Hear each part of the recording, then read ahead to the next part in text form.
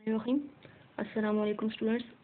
आज हमने स्टार्ट करना है ट्रांसमिशन ऑफ कैरेक्टर्स। ठीक है, ये कैरेक्टर्स जो हमने पीछे पढ़े थे वो किस तरीके से ट्रांसफ़र होते हैं फ्रॉम पेरेंट्स टू ऑफस्प्रिंग। ठीक है, हमने डीएनए का मॉडल भी पढ़ लिया था और हमने हेरिडिटी कैरेक्टर्स भी सारे पढ़ लिए थे। तो आज हमने पढ़ना है ट्रांसमिशन ऑफ कैरेक्टर्स। तो हम पढ़ चुके हैं कि जब मियोसिस में सेल डिवाइड होता है तो उस टाइम पे ट्रांसफ़र होते हैं number of chromosome from parents to offspring. ठीक है, तो हम स्टार्ट करते हैं। व्हेन ऑर्गेनिजम्स फॉर्म गैमीट्स, जब कोई भी ऑर्गेनिज्म गैमीट्स बनाता है। ठीक है, गैमीट्स मतलब स्पर्म्स एंड एग्स बनते हैं। ठीक है, गैमीट्स कौन से होते हैं? Sperm and egg. ठीक है, जब कोई भी ऑर्गेनिज्म गैमीट्स बनाता है मतलब स्पर्म और एग बनते हैं बाय मियोसिस। मियोसिस के प्रोसेस के through the number of chromosomes reduce to half in the gametes. Meiosis के प्रोसेस में जब बनते हैं गैमीट्स तो हमने पढ़ा था पीछे कि नंबर ऑफ क्रोमोसोम भी क्या हो जाते हैं? हाफ हो जाते हैं। ठीक है, पेरेंट सेल में कितने थे? 46 और गैमीट्स के अंदर कितनी आ रही थी? 23। ये हमने पढ़े थे पीछे। ठीक है, मियोसिस के प्रोसेस में तो क्या होता है? नंबर ऑफ क्रोमोसोम हाफ हो जाते हैं गैमीट्स में जब गैमीट्स बनते हैं।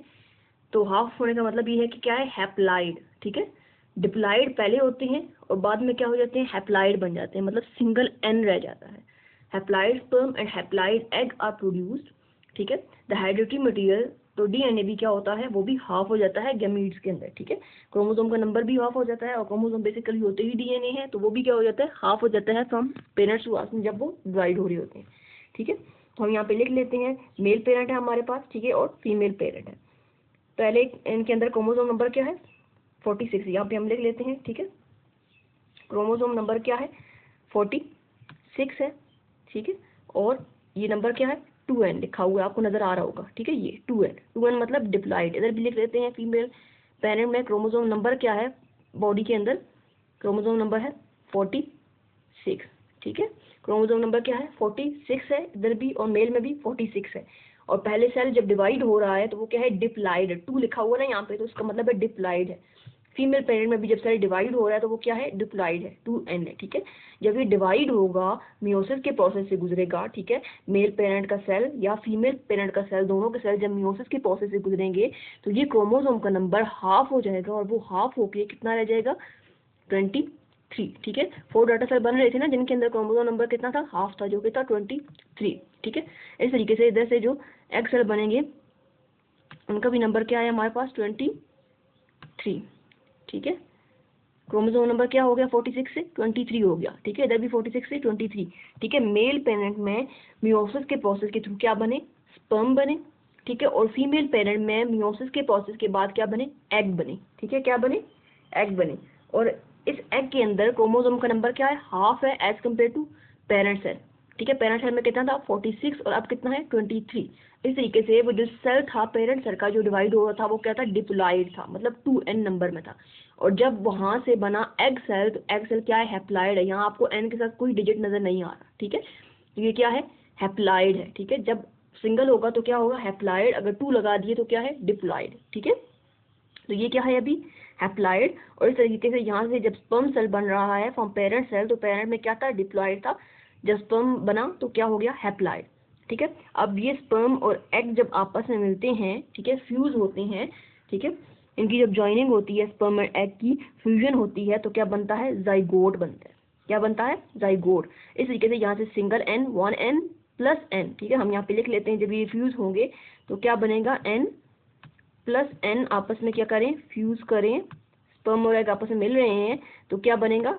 2n बनेगा। ठीक है, मतलब दोबारा से क्या बन गया? डिप्लॉइड बन गया। ठीक है, और इस डिप्लॉइड सेल को हमने क्या नाम दिया अभी? जाइगोट का। ठीक है, और ये जाइगोट वो चीज़ है, वो सेल है जहाँ से लाइफ स्टार्ट होती है। ठीक है, जहाँ से इसमें मजीद डिवीजन करनी है, इसमें बहुत सारी रिपीटेड डिवीजन होती हैं और उसके बाद एक नई बॉडी बन जाती है और उस नई बॉडी के अंदर भी कौन सा नंबर होगा? डिप्लॉइड। इस तरीके से डिप्लॉइड सेल से क्या बन गया? डिप्लॉइड सेल बन गया। पहले मियोसिस के जरिए हैप्लॉइड बना, फिर वो दोनों हैप्लॉइड सेल फ्यूज हुए, फ्यूज होने के बाद जाइगोट बना और जाइगोट से क्या हुआ? नई बॉडी बन गई। समझ आ गई इस चीज़ की? तो इस तरीके से ये कैरेक्टर्स यहाँ से पेरेंट से आए, ट्रांसफर हुए गैमीट्स के अंदर। ठीक है, ये जो स्पर्म और एग बने हुए ये क्या है? गैमीट्स हैं। गैमीट्स ने आपस में फ्यूज किया, जाइगोट बना और जाइगोट के बाद क्या बन गया? नई बॉडी बन गई। ठीक है, तो ये हमारे कैरेक्टर्स यूं इस तरीके से ट्रांसफर होते हैं। तो आगे है जी हमारे पास inheritable and non inheritable characters. ठीक है, इनहेरिटेबल मतलब वो जो इनहेरिट होते हैं पेरेंट्स से ऑफस्प्रिंग में, मतलब जो पेरेंट्स से बच्चों के अंदर कैरेक्टर जाते हैं उनको बोलते हैं इनहेरिटेबल कैरेक्टर्स, ठीक है। एंड नॉन इनहेरिटेबल कैरेक्टर्स वो होते हैं जो पेरेंट्स से बच्चों में नहीं जा रहे, ठीक है, नहीं जा सकते, वो होते हैं नॉन इनहेरिटेबल। तो हम पढ़ते हैं इनहेरिटेबल की डेफिनेशन। Inheritable characters, the characters that are transmitted from one generation, और वो जनरेशन कौन सी है, पेरेंट्स की, टू द नेक्स्ट जनरेशन, और नेक्स्ट जनरेशन में आ रहे हैं, ठीक है, बच्चे, offspring, are called inheritable characters. वो कैरेक्टर जो एक जनरेशन से दूसरी जनरेशन के अंदर जा रहे हैं उनको बोलते हैं इनहेरिटेबल कैरेक्टर्स। मतलब जो हमारे ग्रैंड पेरेंट्स से हमारे पेरेंट्स के अंदर कैरेक्टर्स आए हैं, या हमारे पेरेंट्स से हमारी बॉडी के अंदर जो कैरेक्टर्स आ रहे हैं वो सारे क्या हैं, इनहेरिटेबल कैरेक्टर्स, ठीक है। या हमारी बॉडी से नेक्स्ट जनरेशन में जो जाएंगे वो क्या है, इनहेरिटेबल कैरेक्टर्स। और वो इनहेरिटेबल कैरेक्टर्स कंट्रोल कौन करती हैं, वो करती हैं जीन्स, ठीक है। जीन्स होती हैं हमारी बॉडी के अंदर डीएनए के सेक्शंस जो कि कंट्रोल करेंगे इन कैरेक्टर्स को, ठीक है। और उनके नाम वो कौन कौन से कैरेक्टर्स हैं, आई कलर है, हेयर कलर है, ठीक है, हमारी आंख का कलर ब्राउन है, लाइट ब्राउन है, जो भी है, ठीक है। हेयर कलर है, हमारे बालों का कलर है, ठीक है, हाइट है, ठीक है, हेयर कलर है, हाइट है हमारी, ठीक है, टाल है या डॉर्फ है, ठीक है। इंटेलिजेंस लेवल है, हमारा इंटेलिजेंस लेवल क्या है, ठीक है, आईक्यू लेवल क्या है, ठीक है। वो ये सारे कैरेक्टर्स क्या हैं जो हमारे पेरेंट्स से हमारे अंदर आते हैं, ठीक है। उनको क्या बोलते हैं, इनहेरिटेबल कैरेक्टर्स, जो इनहेरिट हो सकते हैं, जो पेरेंट्स से आ सकते हैं। अब नॉन इनहेरिटेबल कैरेक्टर्स कौन से हैं, वो कैरेक्टर जो हमारे पेरेंट्स से हमारी बॉडी के अंदर नहीं आ सकते, ट्रांसफर्ड नहीं होते, ठीक है, उनको बोलते हैं non inheritable characters. Characters of parents that are not transferred to their offspring, ठीक है, वो कैरेक्टर्स जो पेरेंट्स से ऑफस्प्रिंग के अंदर बच्चों के अंदर नहीं जा रहे, because these are not developed by genes, क्योंकि उनको जीन्स कंट्रोल नहीं कर रही। वही कैरेक्टर हमारी बॉडी के अंदर आएंगे जिनको जीन्स कंट्रोल कर रही हैं, ठीक है। जिनको जीन्स कंट्रोल नहीं कर रही वो हमारी बॉडी के अंदर नहीं आएंगे। और ऐसे कैरेक्टर्स को हम क्या नाम देते हैं, नॉन इनहेरिटेबल कैरेक्टर्स का। वो कौन से हैं, if a body organ of a person is lost और वीकन ड्यू टू डिजीज, अगर आप पेरेंट की बॉडी में, ठीक है, कोई मसला हो गया है, कोई डिजीज की वजह से उनका बॉडी पार्ट जो है वो जिस तरह शुगर हो जाती है, तो अगर वो ज़्यादा मसला हो रहा है, ठीक है, आप जख्म जो है वो भर नहीं रहे, या पाँव में कोई मसला हो गया या बाजू में कोई मसला हो गया, तो वो बॉडी पार्ट काट दिया जाता है, ठीक है। तो ये नहीं है कि जो आगे नेक्स्ट जनरेशन आएगी, बेबीज होंगे या जो बच्चे हैं, ठीक है, उनकी बाजू जो है वो नहीं होंगे, ठीक है, ये डिजीज की वजह से हुआ, ये जीन्स की वजह से नहीं हुआ, ठीक है। तो वो बॉडी ऑर्गन जो लास्ट हो चुका है या वीक हो चुका है डिजीज की वजह से, वो कैरेक्टर्स आगे ट्रांसफर नहीं होंगे। This character is not transfer to his or her children, तो वो कैरेक्टर्स आगे नहीं होंगे क्योंकि ये जीन्स कंट्रोल नहीं कर रही थी, बल्कि वो किसी डिजीज की वजह से था। या अगर एक्सीडेंट में किसी का बॉडी पार्ट कोई लॉस हो जाता है, लाइक एक्सीडेंट में टांग काट दी जाती है, टांग का मसला हो जाता है, ठीक है, या बाजू हाथ का मसला हो जाता है, तो वो कैरेक्टर ऐसे हैं जो एक्सीडेंटली हुए हैं, वो ट्रांसफर नहीं होंगे बॉडी से, ठीक है।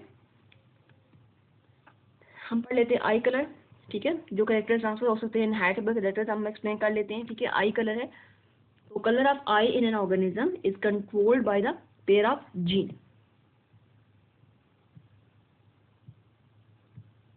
ठीक है। आई का कलर जो है वो ऑर्गेनिज्म में हमारी बॉडी के अंदर कौन कंट्रोल कर रहा है, जीन्स कंट्रोल कर रही हैं, ठीक है, जीन्स कंट्रोल कर रही हैं हमारी बॉडी के आई कलर, ठीक है। जीन किस तरीके से कंट्रोल करती हैं, वो कंट्रोल करती हैं प्रोडक्शन ऑफ ब्राउन पिगमेंट, जो हमारी आई के इरिस में जो ब्राउन पिगमेंट प्रोड्यूस होता है उसकी प्रोडक्शन को कंट्रोल करती हैं जीन। जीन पे डिपेंड होता है कि वो प्रोडक्शन ज़्यादा होगी या कम होगी, ठीक है। इफ द जीन वर्क, अगर जीन प्रॉपरली काम कर रही हैं और ज़्यादा पिगमेंट प्रोड्यूस कर रही हैं, ठीक है, produce more pigment, the eyes are black, ठीक है। ये जो इरिस है, इरिस का पोर्शन आपको यहाँ दिखाया हुआ है, ठीक है, ये आई है एक पूरी, ठीक है। आई का सेंटर वाला जो ब्लैक डॉट है वो होता है प्यूपिल, ठीक है, जो सेंटर वाला डॉट होता है उसको प्यूपिल बोलते हैं। उसके इर्द गिर्द जो फाइबर्स की तरह का स्ट्रक्चर आपको नजर आ रहा है, ठीक है, ये लाइनिंग अंदर वाली, इसको बोल रहे हैं इरिस, ठीक है। ये सारा जो पोर्शन अंदर वाला है वो इरिस है, ठीक है। और ये जो व्हाइट पोर्शन हमारी आई का होता है इसको बोलते हैं स्क्लेरा। तो ये जो इरिस है इसके अंदर जीन्स की कलर की प्रोडक्शन होती है, ठीक है। और उस कलर प्रोडक्शन को कौन कंट्रोल कर रही है, gene.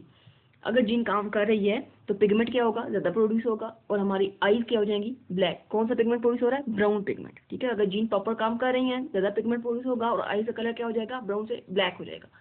And production of very less pigment, अगर बहुत ही कम अमाउंट में ब्राउन पिगमेंट प्रोड्यूस हो रहा है तो हमारी आई का कलर क्या होगा, लाइट ब्राउन होगा।